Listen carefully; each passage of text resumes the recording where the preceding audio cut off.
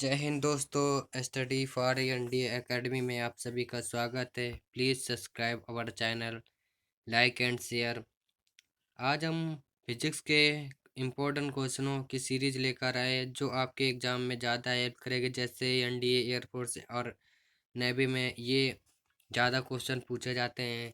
तो ये देखिए, जैसे अपना फर्स्ट क्वेश्चन दिया है निम्न में से ऊर्जा का मात्रक कौन नहीं है। जो ऊर्जा का मात्रक मतलब एनर्जी की यूनिट कौन नहीं है, तो मतलब जूल होती है, जूल है और कैलोरी है, इलेक्ट्रॉन वोल्ट है और इसमें जो किलोवाट होता है, जो कि हमारा राइट आंसर होगा, किलोवाट नहीं है।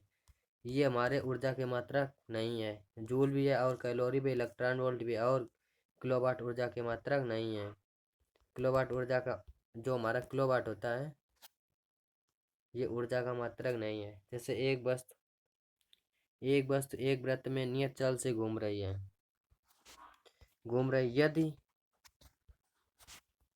यदि यदि वस्तु पर लगने वाला परिणामी बल या तब इस बल द्वारा क्या वस्तु पर किया गया कार्य होगा।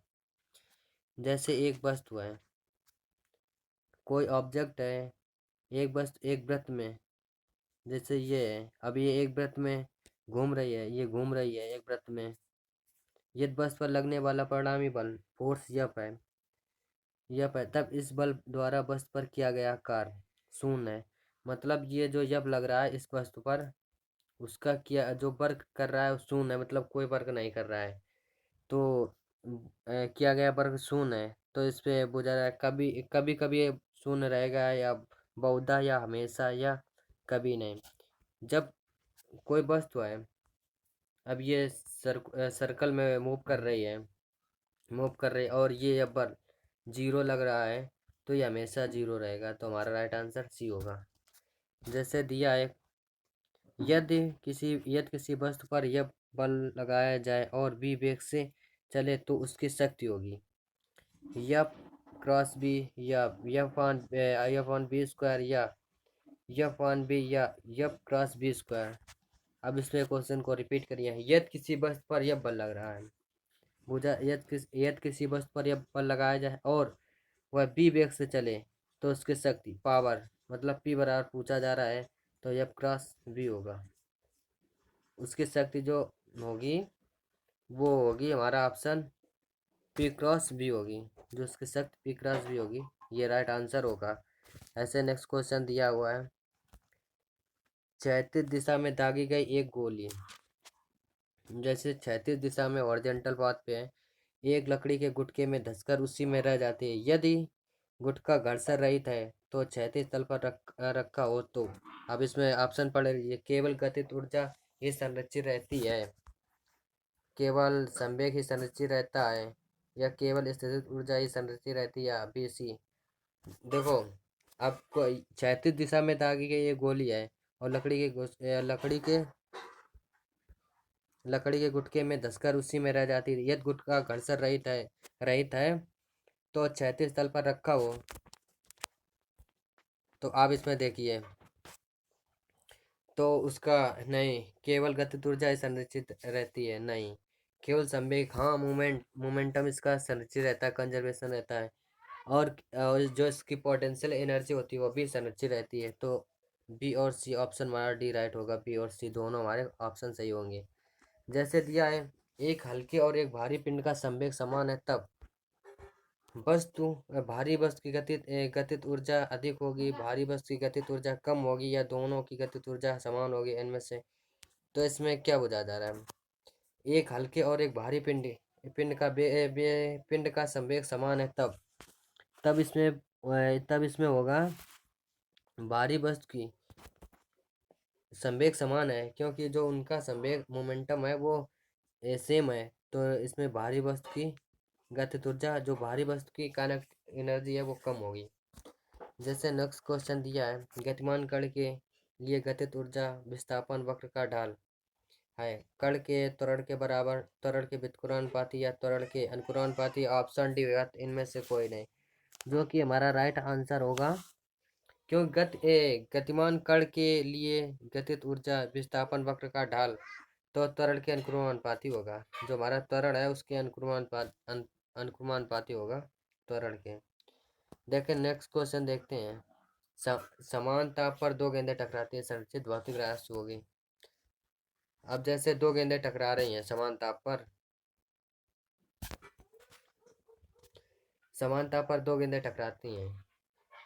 ये दो गेंदें समान ताप पर दो गेंदें, तो उनमें जो ताप संरक्षित रहता नहीं, वेग नहीं, गतिज ऊर्जा नहीं, संवेग, जो उनका संवेग होता है ये संरक्षित रहता है, क्योंकि समान ताप पर दो गेंदें टकराती हैं तो उनका संवेग जैसे दिया है नेक्स्ट क्वेश्चन, 1 जूल बराबर होता है, 1 जूल बराबर होता है 1 kilogram into metre, 1 HP into metre, 1 newton into 1 metre, 1 newton into 1 centimetre. जो हमारा राइट आंसर होगा 1 जूल बराबर हमारा आता 1 न्यूटन इंटू 1 मीटर होता है। 1 जूल बराबर ऑप्शन सी सही होगा। नेक्स्ट क्वेश्चन दिया है एक अश्व शक्ति बराबर 1 HP बराबर कितना होता है एक अश्व, तो एक अश्व शक्ति बराबर 746 वाट होता है, जो कि हमारा राइट आंसर भी होगा।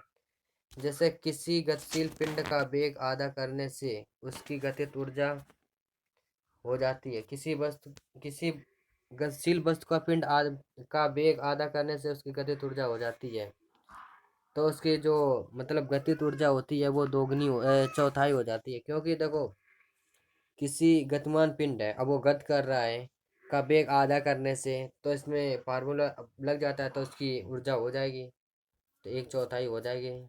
जैसे नेक्स्ट क्वेश्चन दिया है यम द्रव्यमान के एक कण का संवेग p, तो इसकी गतिज ऊर्जा होगी यम, जैसे यम द्रव्यमान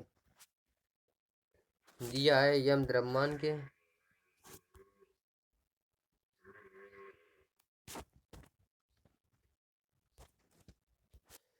यम द्रव्यमान के है, जैसे यम द्रव्यमान के एक कण का संवेग p है, इसकी गतिज ऊर्जा होगी, तो ये होता है p² / 2m, p²/2m, ये हो जाएगा p²/2m, जो कि हमारा राइट आंसर डी होगा। ऐसे नेक्स्ट यदि एक वस्तु के द्रव्यमान और वेग दोनों को दोगुना कर दिया जाए तो गतिज ऊर्जा हो जाएगी। जो इसके वस्तु के मतलब मास और जो वेलोसिटी दिया है दोनों को दोगुना कर दिया जाए तो ये हो जाएंगी। इसके द्रव्यमान और वेग को दोगुना करने पर 1/,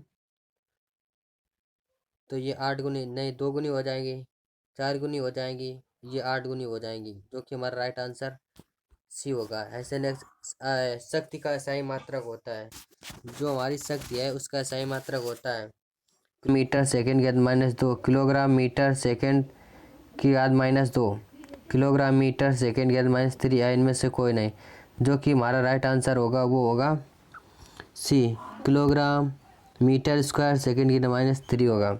जैसे दिया यदि कार्य W बल यप तथा विस्थापन x बराबर cos थीटा cos बल एवं विस्थापन के बीच कोण होगा, तो ये हमारा W बराबर होता है एफ एक्स cos थीटा होता है, W बराबर एफ cos थीटा, ये हमारा सही होगा बराबर एफ cos थीटा।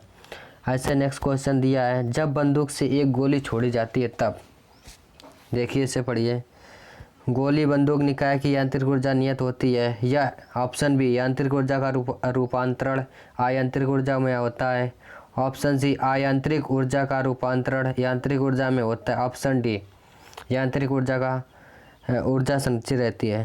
तो पूछा जा रहा है जब बंदूक से एक गोली छोड़ी जाती है, अगर मतलब कोई बंदूक है अब उससे एक गोली छोड़ी जाएगी, उसमें पहले तो जो होती है उसमें एक गोली में यांत्रिक ऊर्जा होती है, आयांत्रिक ऊर्जा का रूपांतरण यांत्रिक ऊर्जा में, ऑप्शन 1 होगा, क्योंकि आयांत्रिक ऊर्जा का रूपांतरण यांत्रिक ऊर्जा में होता है। तो हमारा नेक्स्ट क्वेश्चन देखिए दिया है दो विभिन्न द्रव्यमानों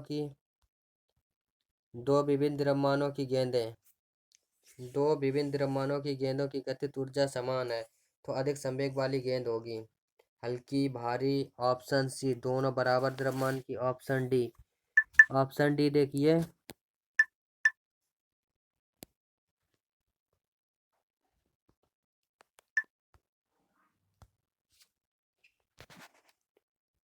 ऑप्शन डी देखिए, या कुछ भी नहीं कह सकते हैं इसे, दोबारा पढ़िए।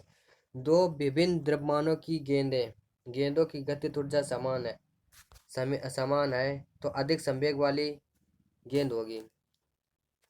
तो हल्की वाली गेंद में अधिक या भारी वाली में, या दोनों बराबर के द्रव्यमान की होंगी। जो इसमें राइट ऑप्शन होगा, क्योंकि जो गेंदों की गतिज ऊर्जा समान है तो अधिक संवेग किसका होगा, जो संवेग अधिक होगा वो भारी वाली गेंद का संवेग अधिक होगा। क्यों? क्योंकि वो बस उसका संवेग तभी ज़्यादा जैसे गतिज ऊर्जा समान है तो उसका संवेग भारी वाली वस्तु का अधिक होगा। जय हिंद दोस्तों, आज के लिए इतना ही।